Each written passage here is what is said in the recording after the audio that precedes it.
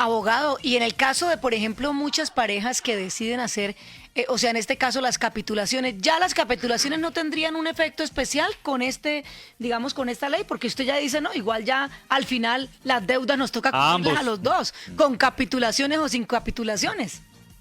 Magnífica pregunta, Dalia, porque eso me permite aclarar una confusión que hay no solamente en el público, como digo yo, civil, ordinario, no abogado, sino también entre abogados. Las capitulaciones, que son acuerdos previos al nacimiento o surgimiento de la sociedad conyugal en el caso del matrimonio, o al surgimiento de la sociedad patrimonial en el caso de los compañeros permanentes, solamente excluyen de la sociedad conyugal y de la sociedad patrimonial aquellos bienes que se establecen dentro de ese acuerdo de capitulaciones. Es decir, las capitulaciones no eliminan el surgimiento o nacimiento de la sociedad conyugal ni de la sociedad patrimonial. Entonces hay muchas confusiones de muchos colegas o de muchas personas que creen que hacer capitulaciones elimina el surgimiento de la sociedad conyugal. No. Si lo que queremos es tener una comunidad de bienes totalmente separada para cada uno de los cónyuges, hay que hacer capitulaciones por los bienes pasados y liquidar de manera inmediata la sociedad conyugal o la sociedad patrimonial al día siguiente de casarse. Si no, lo que vamos a tener es unos bienes pasados que están separados y que no entran a la sociedad conyugal y una convivencia de bienes desde el momento que surge el matrimonio o desde que surge la sociedad patrimonial de ahí en adelante. Entonces, magnífica pregunta porque eso permite aclarar esa confusión que tienen normalmente las personas al momento de hacer capitulaciones. No hay que dejarse engañar. Hay que hacer una liquidación de sociedad patrimonial y una liquidación de sociedad conyugal después de casarse. Venga, doctor, eso tiene retroactivo. Si a Barragán y yo podemos ir a pedirlo el primer divorcio. No, no tiene retroactivo, pero sí puedes hacer, obviamente, una sociedad, inmediatamente una liquidación actual y desde ahí en adelante todos los bienes que tú adquieras son tuyos y desde ahí en adelante todos los bienes que adquiera Barragán son de esa persona. Así que no va a haber ningún problema con eso. Pero bueno, abogado, ¿y qué pasa en el caso de que una de las dos partes, de alguno de los dos cónyuges, no tenga dinero para responder por las deudas? Tampoco coge activos. Miren que esto es un concepto interesante. Primero, porque una de las obligaciones de la esencia del matrimonio es la cooperación y de la esencia de los compañeros permanentes es la cooperación y el socorro. Uno de los temas que la gente olvida es que uno no se casa para hacer una vida propia, uno se casa para hacer vida en común.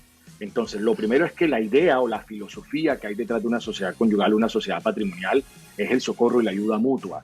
Eso no significa que al momento de disolver y liquidar lo que se hace es una compensación de gananciales.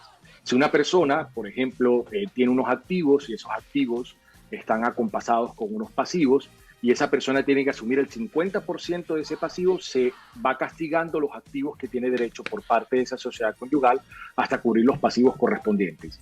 Ya es un tema que se hace más con filigrana jurídica para que no haya descompensaciones entre las partes, ya que ni siquiera los notarios te van a permitir, mucho menos los jueces, una liquidación y una disolución de sociedad conyugal o patrimonial descompensada. Pero está claro que al momento de aprobar esa escritura o ese acuerdo, hay que hacer que con los activos que quedan relictos, al momento de hacer las adjudicaciones de gananciales, se puede compensar los pasivos que la otra parte no pueda cubrir. Ahora, la pregunta es buena por lo siguiente. Acuérdense que aquellas madres o padres, hay veces casos de hombres, que hayan acordado con sus parejas dedicarse exclusivamente al hogar para mantener la vida familiar y de sus hijos, ya también la Corte Suprema de Justicia ha dicho que ahí surge también un derecho de ser compensado por haber renunciado a una vida profesional para dedicarse a los asuntos de la familia, ¿no? Entonces también todo eso va, y la jurisprudencia ha sido muy precisa en eso para esos casos tan particulares. Aquí pregunta un oyente de Olímpica, ¿y si uno de los dos rehúsa, es decir, dice que no está de acuerdo, quiere poner tutela, lo que sea, eso podría tener algún fin o ya definitivamente no se puede hacer nada?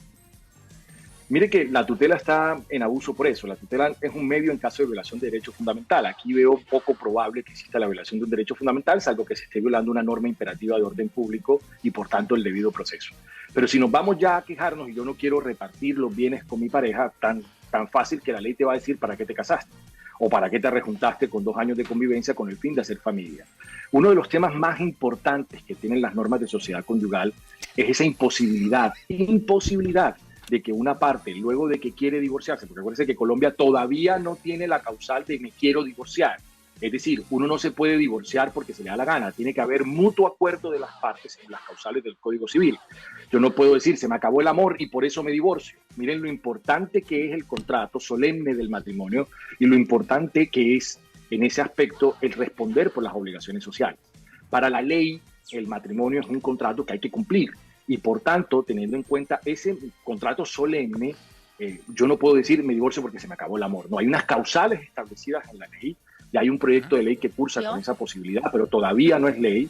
Pero hay que tener en cuenta que bajo esa premisa lo que yo le diría es consulte con un abogado, vaya a un centro de conciliación, intente conciliar con su pareja para intentar ver cómo hacen un acuerdo para la distribución de esos gananciales que favorezca a ambas partes, concesiones mutuas y no se vaya a un pleito, porque los pleitos de familia en este asunto revelan muchos asuntos ante los juzgados que no se quieren revelar y son largos y eternos, y es preferible tratar de lograr esto de alguna manera u otra con acuerdos de conciliación que sean solemnizados, por supuesto, luego ante notarías y juzgados correspondientes. Abogado, todo este tema se dio porque pues un hombre primero llegó al tribunal y al juzgado, el juzgado y el tribunal se lo negaron, entonces cuando a él le tocó colocar la tutela y pues se fue directamente a la Corte Suprema de Justicia.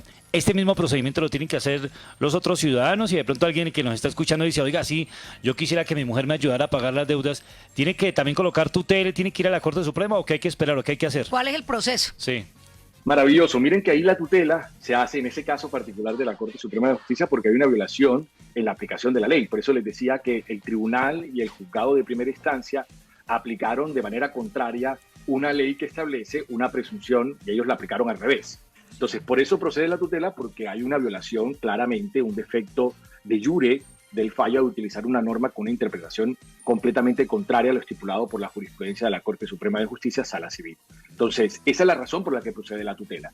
En caso de que un juez, y a esto es lo que le quiero decir, y esta es su pregunta, haya fallado similar a este tribunal, similar a este juzgado, este precedente de tutela sirve para que todos los casos donde las personas hayan sido quebrantados por una interpretación equivocada de la presunción puedan adelantar tutelas por violación del debido proceso y principalmente de la aplicación de la ley al caso concreto. O sea, hay una ley preexistente al acto que se está juzgando y esa ley fue ignorada por el tribunal e ignorada por el juzgado, razón por la cual procedió la tutela.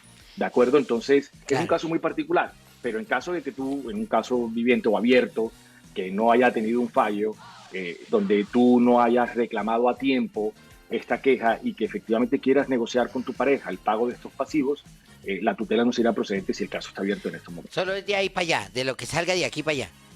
Doctor, Así pero es un negociazo, ¿no? Porque, por ejemplo, yo me casara y estuviera casado con la señorita Alia, que tiene más plata que yo, mejor le pido el divorcio y que ella pague. ¡Qué buen chiste!